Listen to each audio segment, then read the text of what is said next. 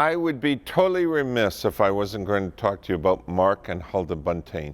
Now, Mark started off in CBC radio, and he did an incredible thing, so much that when television was invented, they asked him to be the newscast for CBC across Canada on television. And what he did was he came in CBC, said, no, Huldah and I are going to Calcutta, India, to be a missionary. Now, can you imagine? He was #1 radio newscaster in Canada, and they were going to let him be the first anchor on the television newscast for CBC. And he comes walking and says, hi, I'm going to Calcutta, India to be a missionary. They were just blown away.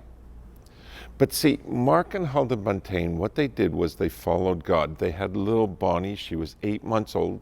They got on a boat in New York City and they headed across the seas and then took a bunch of trains, boats, stuff like this, finally got to Calcutta, India. You have to remember, this wasn't the days when you could just jump on an airplane, be there in 10, 12 hours. This was like weeks. And Calcutta, India was 41 Celsius, which is around 110, 120 Fahrenheit. And the humidity is always in the 90s.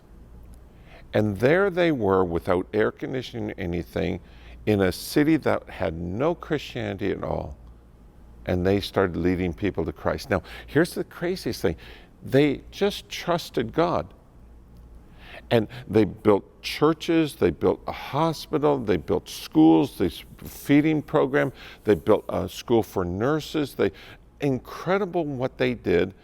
And the reason I tell you this is when I was 5 years old, I met Mark Buntain, and of course Huldah, she just passed away. She and I were good friends.